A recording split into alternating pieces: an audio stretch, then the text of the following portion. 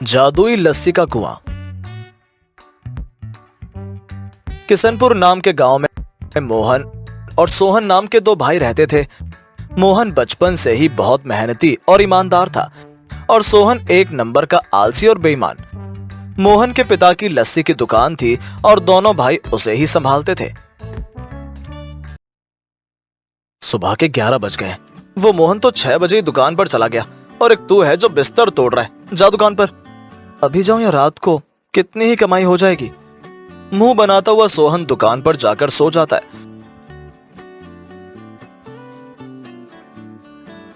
मोहन सारा काम खुद ही संभालता और सोहन दुकान पर उसकी कोई मदद भी नहीं करता। दुकान बंद करते वक्त मोहन कमाई के पैसे गिनना शुरू करता है। आधे पैसे मुझे दे, पर ये पैसे पिताजी के हैं, मैं तुम्हें नहीं दे सकता, वो मुझसे हिसाब मांगेंगे। मोहन के मना करने के बाद भी सोहन उसके हाथों से पैसे छीनकर भाग जाता है, जिसके कारण मोहन फूट फूट कर रोने लग जाता है। अब मैं क्या करूं?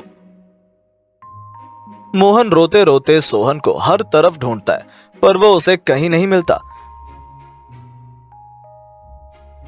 थक हार कर रोता हुआ मोहन गांव के एक सूखे कुएं के पास जाकर बैठ जाता है। जैसे ही मोहन के आंसू का बूंद कुएं में गिरता है, उस कुएं में से एक आवाज आती है। कौन है बाहर? किसने मुझे याद किया? ये आवाज कैसी? ये मैं हूं कुआं, कई सालों से सूखा हूं। मुझे श्राप मिला था कि तब तक कोई मुझ में पानी न डाले, मैं श्रापित ही रहूंगा। आज तुम्हारे आंसू की पहली बूंद मुझ पर गिरी है और श्राप खत्म हो गया। बोलो तुम्हें क्या चाहिए? मैं तो बस चाहता हूं कि मेरा लस्सी का काम अच्छा चले। तो ठीक है, तुम जो कुछ भी इस कुएं में लाकर डालोगे, ये कुआं उसी से भर जाएगा। और मोहन अगली सुबह एक गिलास लस्सी लाकर उस कुएं में डालता है और कुआं पूरी तरह लस्सी से भर जाता है। कुएं की लस्सी दिन के हर पहर के साथ साथ फ्लेवर्स भी बदलती रहती। अब तो बहुत कमाई होगी, दिन रात ग्राहक ही ग्राहक। मोहन लस्सी के कुएं से बड़े बड़े ड्रमों में भरकर अपनी दुकान पर लस्सी ले जाता और सभी को बेचता। हाय, ये लस्सी है कि अमृत? कभी चॉकलेट फ्लेवर लगती है, कभी वनीला। लगता है मानो कोई जादू हो। धीरे धीरे मोहन की कमाई 4 गुना हो जाती है, जिसे देखकर सोहन एक दिन उसका पीछा करता है और सारे राज जान लेता है।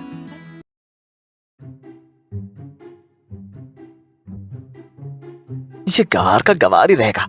अगर इस कुएं में सोना डाला होता तो आज कितने अमीर हो जाते हम, पर मैं सोना लाऊं कहां से?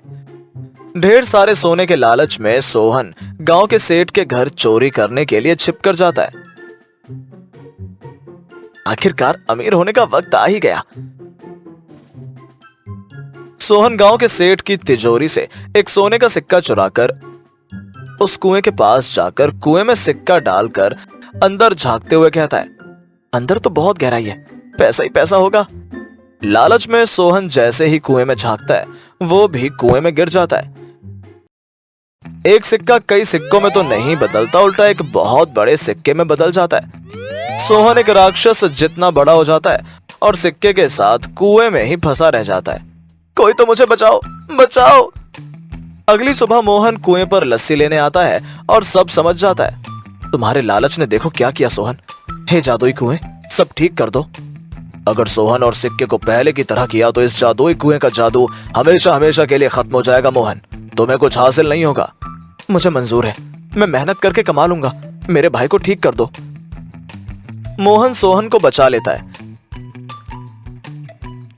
इस हादसे के बाद सोहन इतना डर जाता है कि लालच से तौबा कर लेता है और अपने भाई के साथ मन लगाकर अपनी लस्सी की दुकान संभालने लग जाता है। एक गांव में गोपाल नाम का एक मैकेनिक रहता था। कई सालों से वो सुरेंद्र के गैराज में काम करता था। गोपाल बड़ा ही मेहनती और ईमानदार था, इसलिए सुरेंद्र उसे बहुत मानता भी था।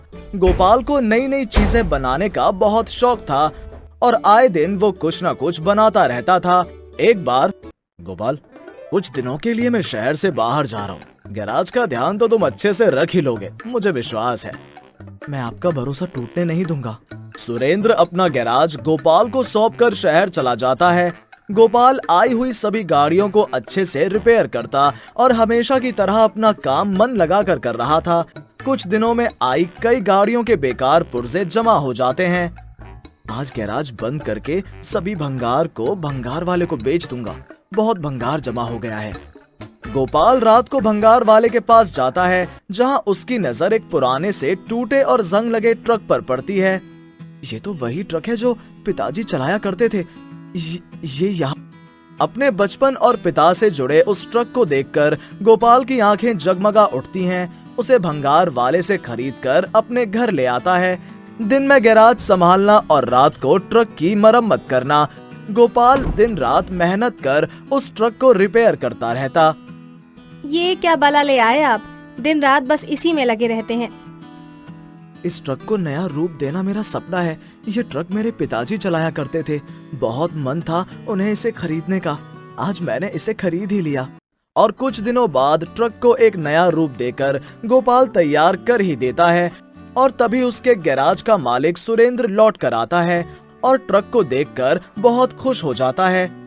अरे गोपाल, तूने तो स्ट्रीट फूड ट्रक बना दिया। शहर गया था क्या मेरे पीछे तू भी? स्ट्रीट फूड ट्रक, वो क्या होता है?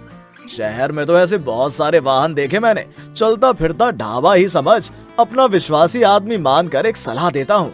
माला तो इतना अच्छा खाना बनाती ही है। तेरी मेहनत के आगे मैं तुझे कुछ खास तनख्वाह भी दे नहीं पाता। तू स्ट्रीट फूड ट्रक ही चालू कर ले। अगर नहीं चला तो मेरा गैराज कहाँ भागा जा रहा है, फिर आ जाना। गोपाल माला को ये आइडिया सुनाता है और माला भी तैयार हो जाती है। ये लीजिए मेरे सोने के कंगन, इसे भी बेच दीजिए। जो पैसे आएंगे उससे स्ट्रीट फूड के लिए खाने का राशन आराम से आ जाएगा। गोपाल और माला मिलकर ट्रक को चंदू के फेमस ढाबे के बिल्कुल सामने लगाते हैं। ये गोपाल ज्यादा ही होशियार बन रहा है। अब ये चलाएगा ढाबा। ऐसी चौकड़ी लगाऊंगा कि इसका ये ट्रक ही पंचर हो जाएगा। चंदू अपने आदमी को भिजवाकर ट्रक का टायर पंचर करवा देता है। हाय राम जी, ट्रक तो एक तरफ झुक गया लगता है। ये तो टायर पंचर हो गया है, मैं अभी बना देता हूँ। चंदू भूल गया था कि गोपाल एक मैकेनिक है। ये सब काम तो उसके लिए रोज के हैं। माला और गोपाल मिलकर देसी विदेशी स्ट्रीट फूड ट्रक शुरू करते हैं।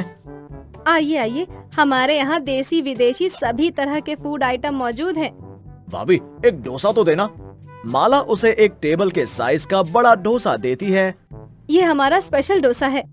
इतना बड़ा डोसा तो सामने वाले चंदू के ढाबे पर भी कभी नहीं खाया, वो भी इतने कम पैसों में। वाह, दिल खुश हो गया। माला और गोपाल के अतरंगी और सस्ते खाने के बारे में सुनकर सभी उसी के स्ट्रीट फूड ट्रक पर आने लगते हैं। और अगर कोई ट्रक के पास नहीं आता तो गोपाल का चलता फिरता ढाबा लोगों तक पहुंच जाता, जिससे चंदू का ढाबा चलना कम हो गया। एक दिन गोपाल के स्ट्रीट फूड ट्रक के सामने से एक गाड़ी जा रही थी जो रास्ते में ही खराब हो जाती है। अरे, ये तो बहुत बुरा हुआ। मैं एक मैकेनिक भी हूँ। चिंता मत कीजिए, आपकी गाड़ी फौरन ठीक हो जाएगी। तब तक मेरे स्ट्रीट फूड ट्रक के खाने का आप मजा लीजिए।